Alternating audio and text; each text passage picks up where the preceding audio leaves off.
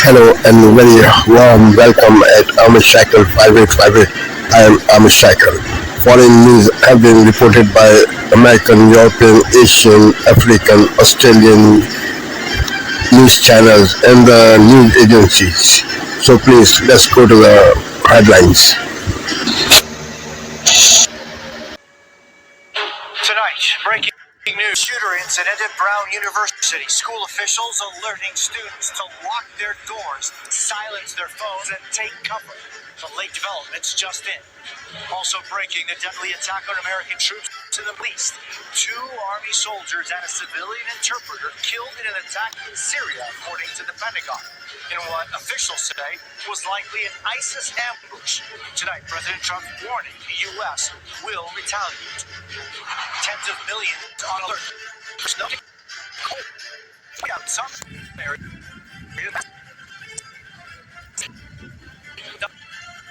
where this is hacked. Zero temperatures tonight. Newly released 911 calls from that deadly UPS crash in Kentucky. The witness who called just went in the scene to get Venice accepting a peace prize.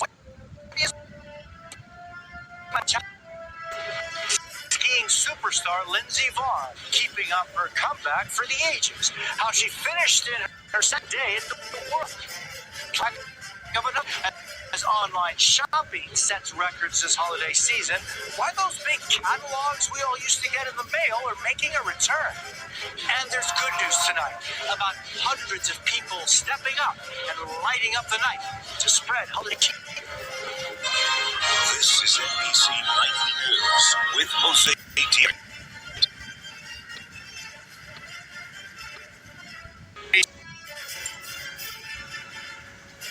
Yeah, Eric, let's turn now to this phone. Tell us you experienced earlier today. Where is this? Hi. I was in the Rockefeller basement of the library. I was sitting with my friend Cooper Herman about 4 p.m. I kind of got a notification that from my friend that there was a shooter on campus before the university alerted us. And then me and my friends, we decided to go to, there's a floor below the basement, hunker down in a room, and us and maybe about 15 or 10 students barricaded ourselves in the basement, put up tables against the wall, chairs against the wall, and we were there for a while. And then now, after we've probably been here for 5 hours, and we've been escorted upstairs, and there are hundreds of students in the library still waiting. Robert, how were you alerted that there was an active shooter on campus? Were you able to hear anything, or did you have an alert on your phone? What transpired? So I first heard from my friends. He texted me and my friends group chat, and then we were sent an email and a text by the school at the university. We also heard police sirens all around, but I didn't hear any gunshots personally. I think I'm in the Rockefeller Library, which is far away from where the original shooting occurred. You said you had to hunker down in the basement. How long were you there, and then how are you now? I mean, it's been several hours. How is the campus over the last several hours? It seems that most of the students here in the library were a little shocked.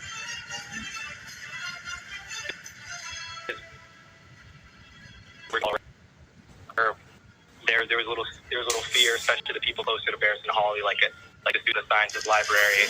And I know now a lot of students are being transported in buses to the OMAC, which is like a recreational facility. And supposedly we're going to be trained buses down, is what we heard. Just kind of in limbo and doing what the authorities are telling you to do. Do you see that response from the police and other authorities there? Do you feel like you're being well communicated with as far as feeling safe currently? So we feel, we're kind of just in limbo, like you said. The authorities seem to be doing a decent job, at least from within the building. I don't know what's happening outside, but yeah, we're kind of safe and hoping for food and other resources eventually, and being transported out of here. For those of us not really familiar with Brown University campus, you said kind of where you're located compared to where the shooting happened. Tell us about what is happening on campus. It's a Saturday afternoon. It's almost Christmas time. It's finals time, right? What's happening there on campus when this transpired? Yeah, so I would say the majority of students are still here on campus. I know some have left, but the majority of us still have exams and papers due. And yeah, basically everyone's just studying. The libraries are extremely packed. I know the shooters seem to know what they were doing by going into Barristan Hallway during this time, because there were a lot of students in there. And I heard that it was during an econ review session for an exam that is happening, and there were definitely a lot of students in there because that's a big class. Right. Probably 300, 400, 500 students in that class. Wow. Well, that's a very scary situation. Have you been contacted or interviewed by the police yet? No, I have not. Well, we've been contacted by the police because they escorted us upstairs within the library, but no interview.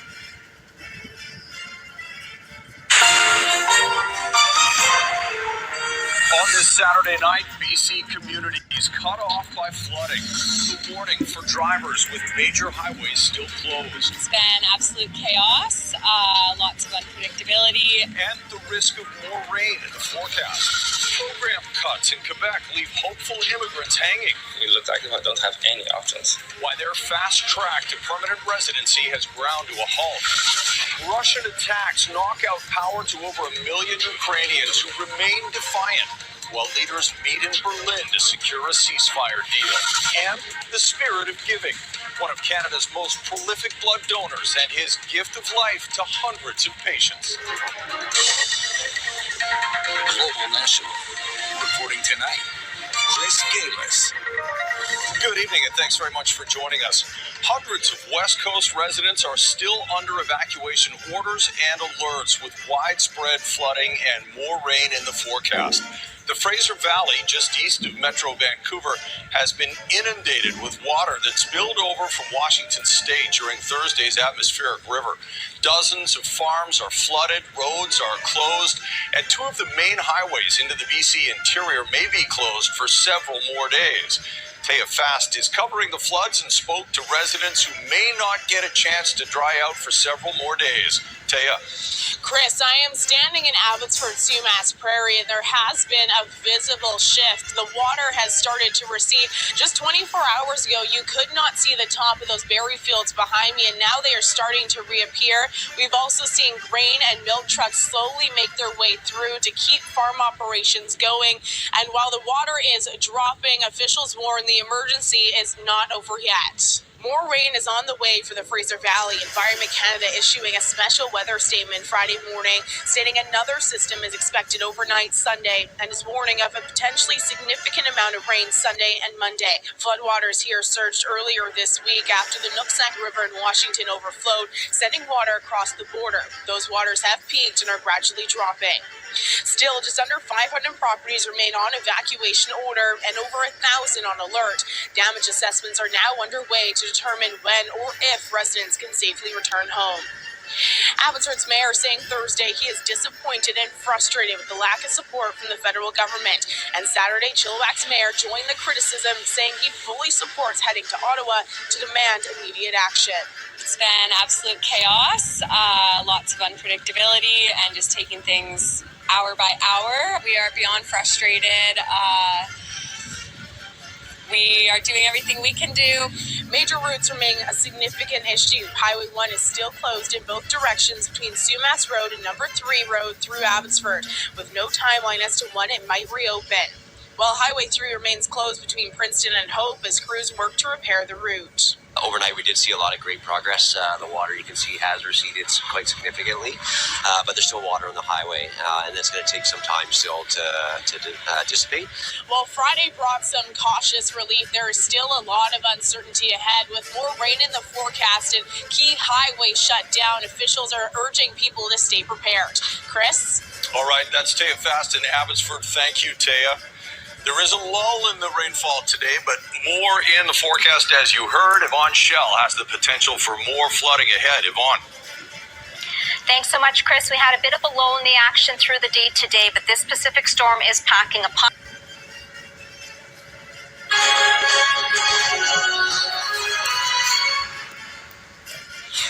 Hello, you're watching Sky News and Information. Let's update with our breaking news this morning. At least 2 people have been killed and 8 others critically injured in a shooting at Brown University in Rhode Island in the US. Police have released CCTV of the suspect who remains at large. Students and locals have been told to take shelter. Today is a day that this Providence, the state of Rhode Island, prayed would never come. We've heard about horrific acts of gun violence and active shooter situations in other places, but not here. Also ahead, hundreds of migrants crossed the channel in small boats after the longest pause in arrivals in 7 years. And police say Andrew Mountbatten Windsor will face no further action over claims he asked an officer for information about an accuser.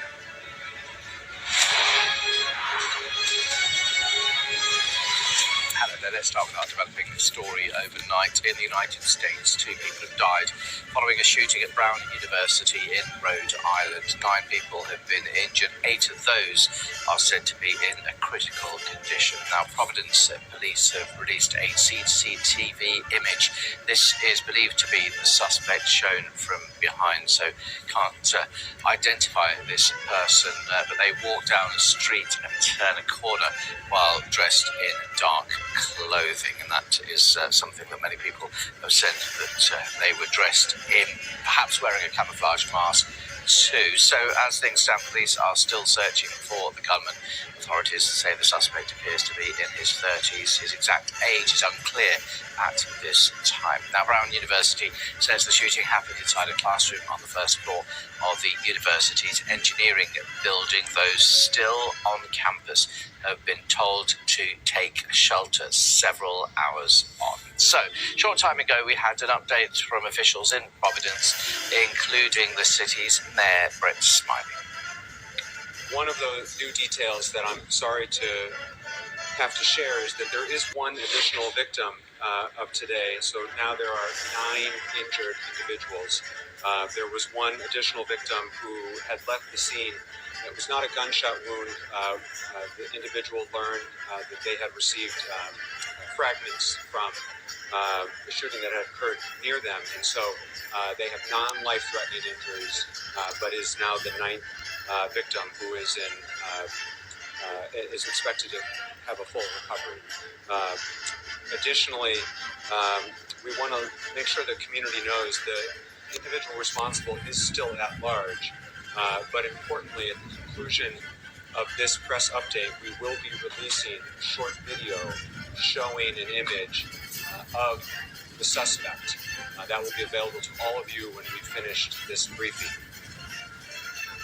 We know there's a lot of fear and anxiety in the community right now, and we want folks to know that while it is the case that the shelter in place remains in effect for the broader Brown community, that includes campus and the neighborhoods surrounding the campus, we are doing everything we can, and we've been receiving tremendous assistance from our partners in law enforcement. And our US correspondent, Martha Keltner, has the police saying to watch to see if anyone recognises his gait or perhaps saw him earlier, and if they did, to get in touch. We also heard the news that there is a 9th victim in hospital, so 9 injured in hospital. This shelter-in-place order was issued. So students and people in the local community, because this is an urban university, so it's right in the centre of Providence, Rhode Island.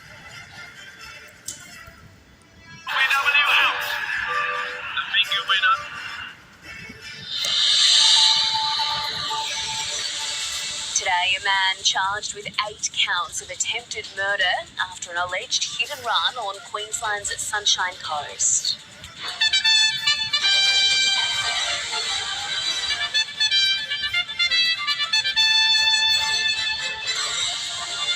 Two people confirmed dead and 8 critical as a gunman remains on the run after a mass shooting at a US university. The shelter in place is in order, and I urge people to take that very seriously. The Attorney General, Michelle Rowland, found to have breached travel entitlements on a family trip to Perth. And top enders are sprinting into Christmas as hundreds of Santas participate in an annual fun run.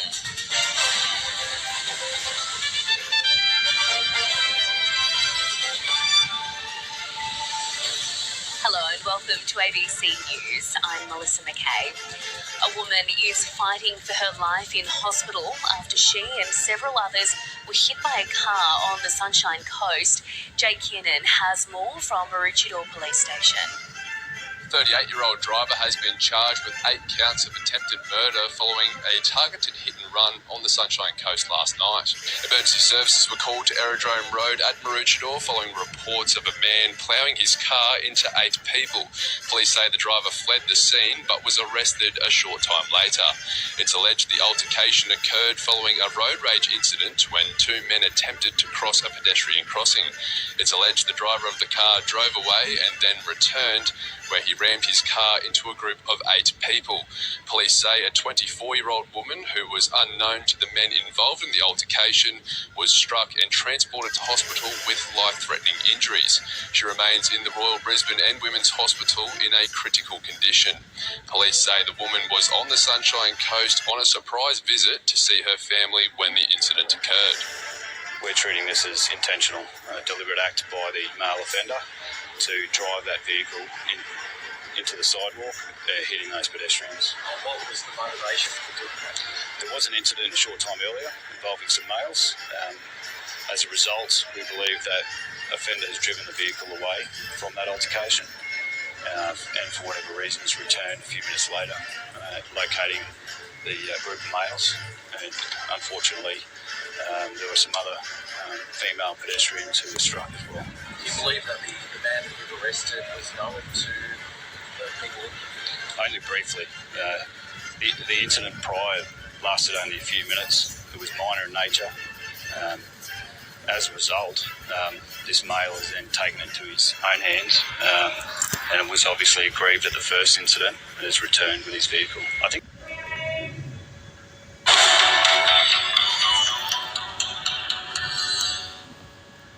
This is Asia Now. It's 2 p.m. in Singapore and Hong Kong, 11:30 in New Delhi, and 1 o'clock in Jakarta. I'm Paul Sun. At this hour, fighting rages along the Thai-Cambodian border. Thailand vows to keep military operations going, while Cambodia suspends all border crossings. Neither side mentioned any agreement about a ceasefire. ASEAN strongly condemns a hospital strike in Myanmar's Rakhine state this week that left more than 30 dead. The army denies killing civilians, saying it targeted terrorists and their supporters. 2 students have been killed and 9 others injured after a shooting at Brown University in the US, with a manhunt underway for the suspect still charged.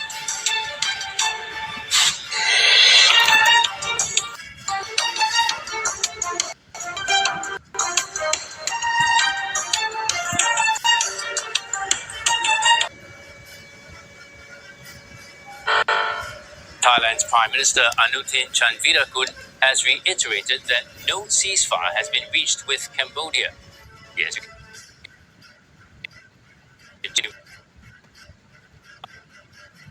claimed at least 26 lives.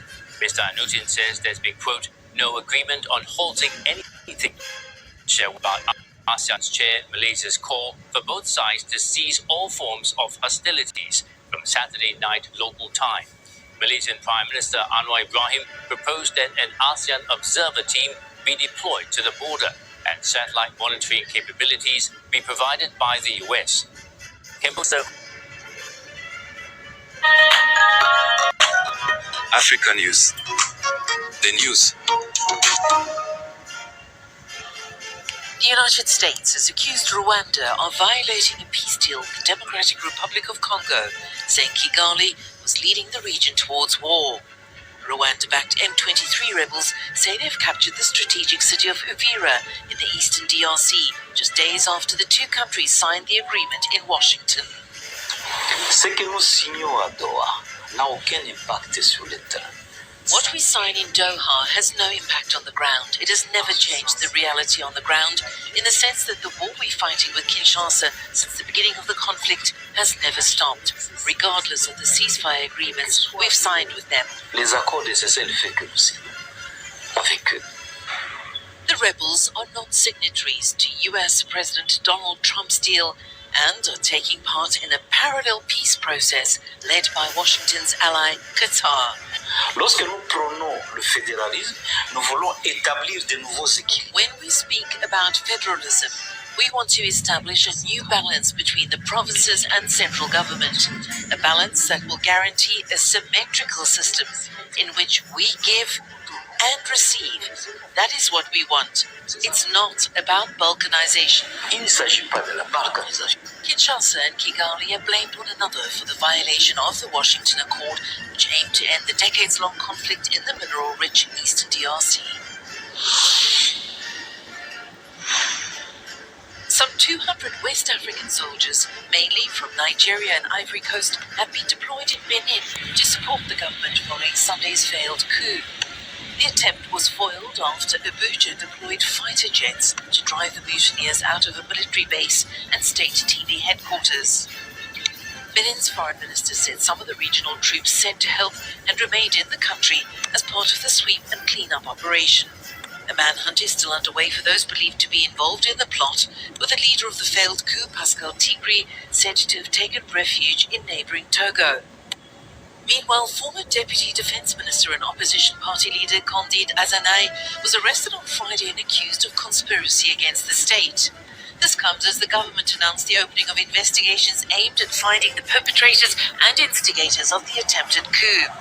An international arrest warrant has also been issued for anti-Western influencer Kemi Seba, who posted a video describing the mutineers as patriotic soldiers. It's the story that just won't go away for United States President Donald Trump. He appears in a new batch of photos published by congressional Democrats from the estate of convicted sex offender Jeffrey Epstein. In one of the three in which Trump features, he's seen alongside several women whose faces are redacted, while another shows him with his red tie loosened, seated next to another lady.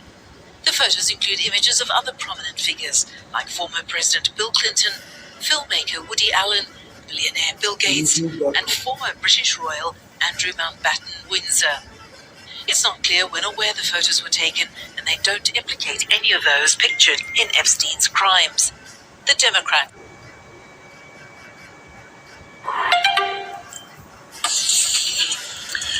This is DW News live from Berlin. Another mass shooting in the United States. A manhunt is underway for a suspect who fled the scene after 2 people were killed and others left critically wounded in a shooting spree at elite Brown University in Rhode Island. Also on the program, blackouts and bombardments in Ukraine, despite another round of peace talks due to begin this weekend. President Zelensky will meet US and European negotiators here in Berlin. And Belarus frees political prisoners in a thaw in relations with the United States. Among those released are a prominent opposition leader and a Nobel Peace Prize winner.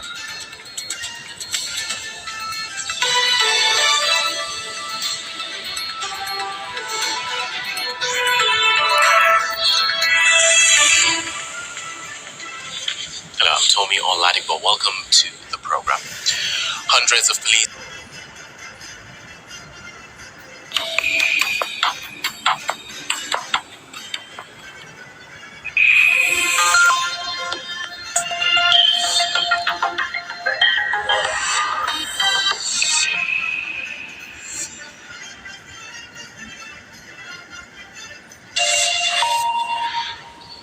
Welcome back to Daybreak on France 24.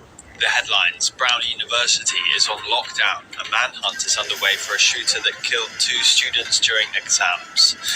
Chile goes to the polls this Sunday, choosing between a front-runner who's the most right-wing candidate since Pinochet and a member of the Communist Party.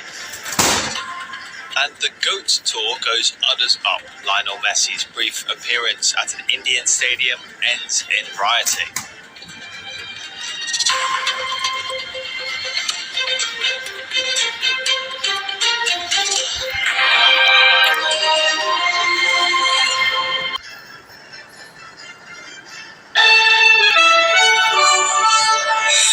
Tonight, a gunman opens fire at Brown University in Rhode Island. was asking around and I heard active shooter. The campus on lockdown. Students warned to shelter in place. Police in Providence report multiple people shot. Today is a day that the city of Providence, the state of Rhode Island, prayed would never come. Also tonight, deadly ambush. So we mourn the loss of 3 great patriots in Syria. 2 American soldiers, a U.S. interpreter, killed on a joint counter-terror patrol. I'm Willie James in Manhattan, White House, with new reporting on the ambush and the attack. Flight emergency. United 777's losing engine on departure runway 17. A United jetliner taking off at Dulles Airport suffers engine failure. I'm Allie Bauman. The 777 was bound for Tokyo, what sparked its emergency return and another dangerous incident at the airport. Big chill, 50 million on alert for snow and extreme cold this weekend, from the Midwest to the East Coast. Some could see wind chills of 40 below. Flood threat, Pacific Northwest.